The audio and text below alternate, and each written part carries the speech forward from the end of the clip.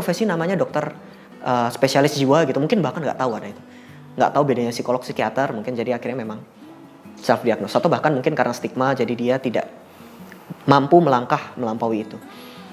Tapi alasan-alasan ini tetap tidak meniadakan memang bahayanya si self-diagnose. Yang pertama, kita cenderung tidak bisa melihat diri kita secara objektif. Nah, akibat dari tidak mampu melihat diri kita secara objektif, kita cenderung meringankan hal yang sebenarnya berat atau memberatkan hal yang sebenarnya ringan. Apa bahayanya meringankan hal yang sebenarnya berat? Yang pertama, pada kasus-kasus suicidality misalnya, kebunuh dirian, kita melihat fenomena ini tuh seperti dalam tanda kutip kita biarkan saja begitu.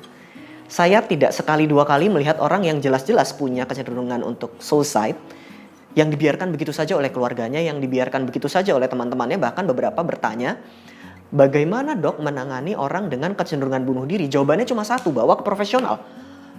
Nggak ada yang lain.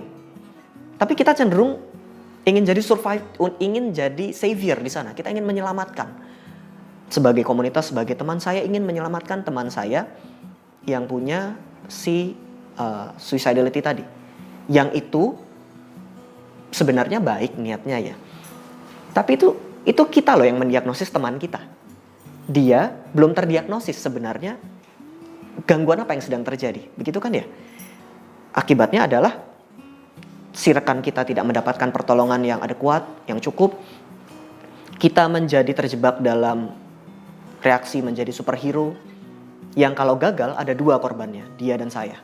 Nah yang kedua, kita cenderung memberat-beratkan yang ringan. Nah itu anxiety tadi. Sebenarnya anxiety biasa, tapi kesannya gue punya anxiety disorder. Sedih biasa, stres keseharian, dianggap I have depression. Kalau yang ini bikin gak enak sekitarnya. Ini bikin gak enak teman-teman yang benar-benar menderita gangguan kejiwaan ngedengerin ocehan seseorang yang sebenarnya gak pernah terdiagnosis. Lalu beberapa orang bahkan punya klaim, enggak kok aku bersyukur aja anxiety disorderku hilang gitu. Aku positive thinking aja, depressionku hilang, aku ibadah aja, OCD-ku hilang gitu. Padahal gak bener. Bayangkan impact rasa sakit yang didengarkan oleh teman-teman yang benar-benar menderita. Padahal kita gak pernah mencari pertolongan. Asal aja ngomong. Iya kamu sembuh dari anxiety-mu dengan bersyukur ya karena kamu bukan anxiety disorder. Iya wajar kamu depresi sembuh dengan positive thinking because it's not depression. Karena kalau itu depresi beneran nggak hilang dengan bersyukur. Nggak mungkin. Jadi hati-hati, bahkan itu self-diagnose bukan hanya bisa membahayakan dirimu, itu bisa membahayakan orang-orang sekitarmu. Kamu bisa menyakiti orang-orang di sekitar tanpa kamu sadari. Hati-hati.